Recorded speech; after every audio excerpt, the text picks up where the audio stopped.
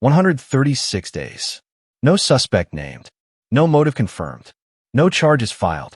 And then a $2 billion company did what investigators hadn't. It put a name, a number, and a mechanism on paper. 136 days passed without a named suspect, without a confirmed motive, without a single publicly filed charge. Every lead chased, every tip logged, every reward dollar still unclaimed. Then a company released a report. Not police, not a press briefing. A firm with a name, a track record, and a $2 billion valuation laid out who Nancy Guthrie was, what was demanded, the criminal method behind it, and what this case really is. That same day, a retired FBI agent with 28 years of federal experience read the report. She'd spent her career learning the gap between what someone claims to know and what they can actually prove. And she wrote 3 words. Arguably the most significant public statement made about this case across all 136 days of the investigation. CertiK appears to know exactly what that report meant, what those 3 words carry coming from someone with 28 years of federal-level precision, and what the people who abducted Nancy Guthrie left behind, permanently, irreversibly, on a public ledger that has never once had an entry erased. That's what this episode covers. If the ransom demand was genuine, as CertiK's report claims, the trail has existed since the moment it was created. And the $2 billion firm that has partnered with federal law enforcement on some of the most consequential cryptocurrency investigations in the world now says this case belongs in that category. This story has held this audience since February. If what was left behind when a $6 million Bitcoin demand reached a television station matters to you, like this video, subscribe, and share it now. What's about to be named here hasn't been laid out this directly anywhere else. This is the most significant reframing of the case since it began. Nancy Guthrie was never the real target. She was 84, living quietly in her Catalina foothills home in Tucson, Arizona. She wasn't a crypto investor. She wasn't a public figure holding assets that a criminal network would treat as the endpoint of a $6 million extraction scheme. She was a retired woman in Tucson connected to someone who is. She fits the exact category named in the firm's June 13th report, the proxy. Lisa J. Miller, a retired detective and law enforcement executive with the Colorado Attorney General's office, explained the proxy mechanism directly to Fox News Digital. In more than half these cases, she said, the actual target isn't the person abducted. That's a documented statistical pattern from a named expert in this exact category of crime. A pattern tracked and published since 2025, where most victims aren't themselves the financial target. They're the lever, the mechanism criminals use to pressure whoever actually controls the asset. Nancy Guthrie was the lever. The money wasn't hers. Miller was direct about the Guthrie case specifically. Someone watching Savannah Guthrie's Today segments could have seen a vulnerability, her mother. Somehow, she said, this person came across Savannah Guthrie. Her mom appeared on Today with her multiple times, the most recent in 2025. That's a vulnerability, and exploiting vulnerabilities is exactly what these networks specialize in. That isn't commentary. It's professional analysis from a retired law enforcement official who has studied how criminal networks pick proxy targets. It names the program, the appearances that created visibility, the relationship that created leverage, and who the pressure was meant to reach. In this framework, the real target isn't the person taken. It's the person who can't bear what happens to them. The person who would send $6 million in Bitcoin to make it stop. The person whose public profile made the link to her 84-year-old mother in Tucson findable by anyone with social media and the will to look. Whether Savannah Guthrie holds or controls Bitcoin isn't publicly known. Jennifer Caffeine Daffer asked that exact question on X on June 13th, 2026. No answer has been confirmed. What is confirmed? The ransom specified Bitcoin, not cash, not wire transfer. And a $2 billion blockchain security firm has cited this case as an example of a proxy targeting trend they were tracking before February 1st, 2026 ever arrived. Where are you watching from? Drop your location below. This case has followed viewers across every state and country. And this reframing of who the real target was deserves to reach as many of them as possible. The proxy mechanism isn't new. Criminal networks have long understood that the most reliable way to force someone's hand isn't to threaten them. It's to threaten who they love. A kidnapper taking a parent isn't after the parent's money. They're after the child's willingness to do anything to get them back. The innovation of the wrench attack by proxy is applying that classic pressure to the crypto era, a world where someone can carry millions in a digital wallet on a phone, and the only thing standing between a criminal and that money is the holder's refusal to send it. Cash made hostage-taking less efficient because it's bulky, traceable through marked bills, and hard to move in volume without leaving a physical trail. A $6 million cash ransom is a logistics problem. A $6 million Bitcoin transfer is a button press. The people behind this scheme understood the new vulnerability crypto created wasn't technical. It was human. The wealth moves instantly. The only barrier is refusal. And the surest way to break that refusal is to threaten someone the holder can't refuse to protect. That's the architecture behind the 34 verified incidents the firm documented between January and April 2026. The same architecture Miller described when she said the real target was never the person taken. This episode treats that as the framework for understanding the case, with the caveat that law enforcement hasn't confirmed it publicly, and that this designation is the analysis of a security firm, not a finding from an investigating authority.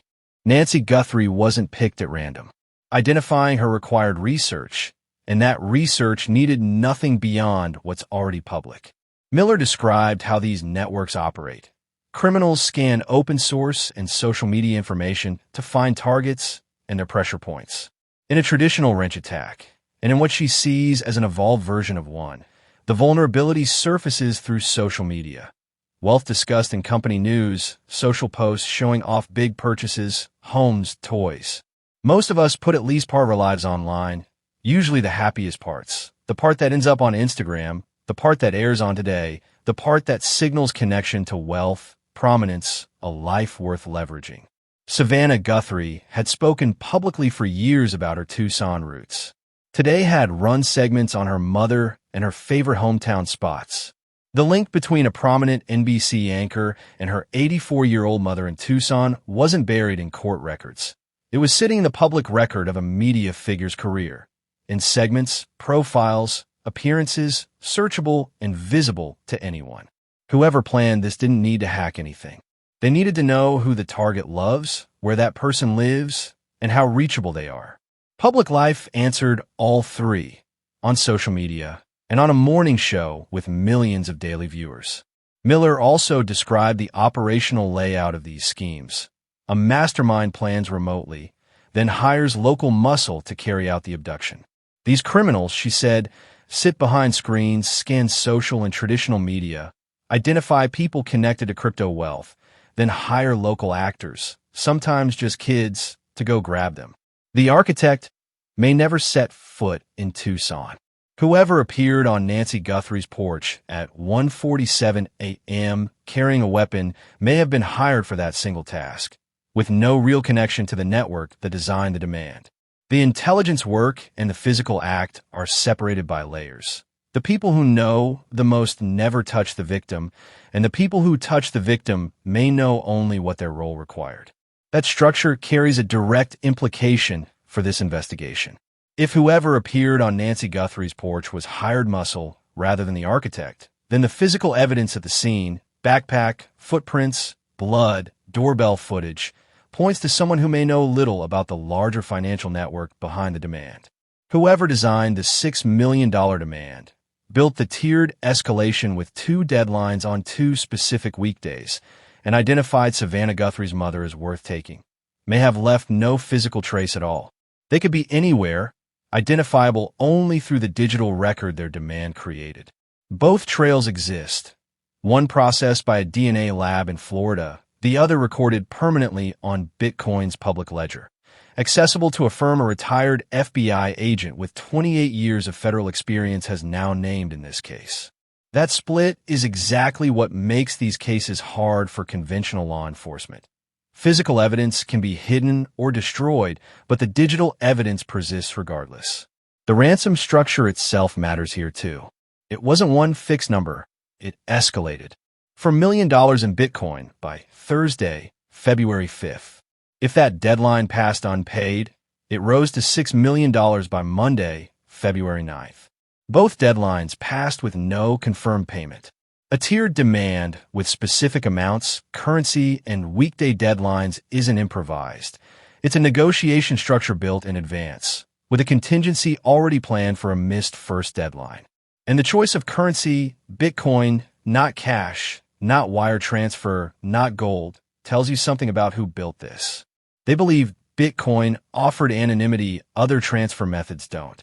That belief turns out to be the operational error this episode has been building toward, because that anonymity isn't real, not against a firm that has spent years mapping criminal wallet infrastructure alongside the FBI, the same firm the Bureau relies on to track North Korean state hackers. Bitcoin's anonymity holds only until someone traces it, and tracing is exactly the capability this firm has built and deployed in major federal cryptocurrency cases. Here's what happened when the demand reached KGUN9 and TMZ. A wallet address was created and transmitted as part of that demand. The instant it was sent, it was written into Bitcoin's public ledger. Not a private server that can be wiped, not a database that can be deleted, but a distributed ledger running simultaneously on thousands of computers worldwide, requiring network-wide consensus to alter, and which has never in its history had a single transaction erased. The blockchain itself is worth explaining plainly, because understanding it is the foundation for understanding why this trail is real, not theoretical. Bitcoin's blockchain is a distributed ledger of every transaction ever made, held identically across thousands of computers, all of which must agree before any change is accepted. That design exists specifically so no single party can rewrite history. The same feature that prevents counterfeiting and reverse payments also makes the ledger an unusually durable forensic tool. Nothing on it can be deleted or revised, only added to. Once the wallet address tied to the Guthrie ransom demand was created and used, everything connected to it before the demand, after it, any movement of funds through it, became part of a permanent, readable history. It's cross-referenceable against databases of known criminal wallet activity, and it doesn't require the wallet owner's cooperation to be examined. It has no Fifth Amendment. It doesn't decline to be read. And that wallet address is sitting there today exactly as it was the day the demand was sent, and it will still be there in a decade. That's the core difference between a cash ransom and a crypto one. Cash can be buried, burned, spent slowly, or laundered with no electronic trail. Once it changes hands, it's effectively gone, and law enforcement is left chasing it through surveillance and informants that go nowhere if the recipient vanishes. Cryptocurrency does the opposite. It generates data at every stage. The originating wallet, any prior transaction history, any contact with exchanges or mixing services, every routing step, every bit of transmission metadata. All of it recorded, all of it publicly readable by anyone with the right tools. What isn't immediately public is the identity behind the wallet, but connecting wallet addresses to real identities through transaction history, exchange records, and cross-referencing against known criminal infrastructure is precisely the work this firm has built its reputation on. 136 days of DNA testing, doorbell footage review, SWAT operations, and a reward-topping $1.2 million produced no public suspect. The permanent record created the instant the ransom was sent may surface what those 136 days of conventional forensic work couldn't, because it isn't waiting to be found. It already exists, fixed the moment it was written. If you've made it this far, drop a comment now. Let's see who's still here. Because next, the specific capability this firm brings to a case like this, and why the 3 words a retired FBI agent chose on June 13th may be the most precise description yet of what they've already uncovered. The scale of what this firm documented in 2026 puts this designation in context. Between January and April 2026, 4 months, researchers verified 34 wrench attacks, a 41% jump from the 24 recorded in the same window of 2025. That's more than 2 a week, with total losses exceeding $11 million. For all of 2025, the firm logged 81 verified incidents and roughly $52 million in losses, itself a 75% increase year over year. If 2020 SXS pace holds, the firm projects around 130 incidents for the full year, with losses potentially reaching several hundred million. This isn't a niche trend. It's an accelerating, quantified crime category that's already topped $100 million in losses in a single 4-month stretch, specifically targeting family members of crypto holders whose wealth or connections have become publicly visible. Those 34 incidents represent 34 families, 34 victims, 34 people taken because of what their connection to someone else was worth. Nancy Guthrie's case is named as one illustration of this pattern, not the only one, and the firm was positioned to name it because it had already spent years building the infrastructure to track exactly this kind of crime. CertiK isn't a startup with a blog. It's a blockchain security firm valued at $2 billion, having raised $296 million from investors, including Tiger Global Management, Coinbase, and IDG Capital. Institutional backers whose continued confidence depends on the firm's credibility holding up under scrutiny. When a company at that level publishes a report naming a specific active missing person case, attaching a specific dollar figure in a specific currency, and framing it as an example of a documented trend, they're publishing something they can stand behind. A false designation would cost them more than the report could gain. Guthrie's case was named in that June 13th report as an example of the proxy targeting trend the firm had already documented in 2025, before she ever disappeared, a trend already accelerating before February 1st, 2026. When Jennifer Caffeine-Daffer read that report and wrote, "CertiK seems to know," she wasn't reacting to statistics. She was reacting to specificity. The report didn't say the Guthrie case resembled a proxy attack. It stated Nancy Guthrie was kidnapped as part of the $6 million Bitcoin ransom demand.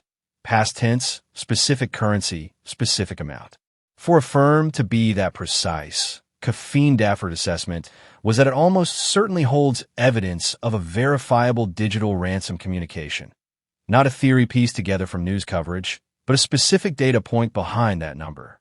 The next day, June 14th, 2026, Caffeine-Daffer returned to X to explain her wording.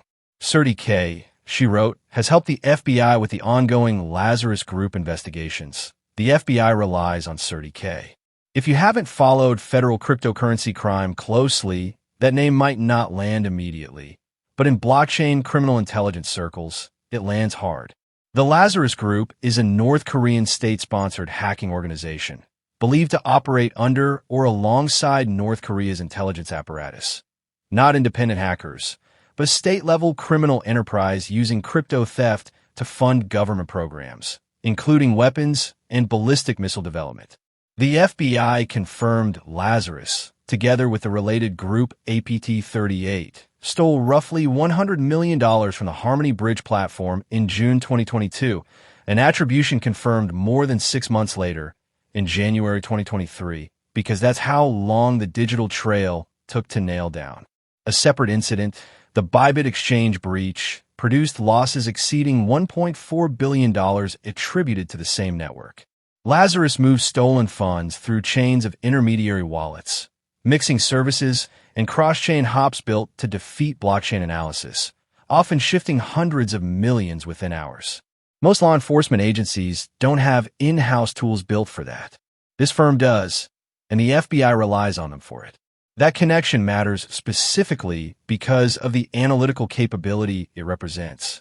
Tracking Lazarus means following funds across chains through tumbling operations, pooling stolen funds with others, splitting them, routing them rapidly through multiple wallets to sever the link between the original theft and where the money ends up.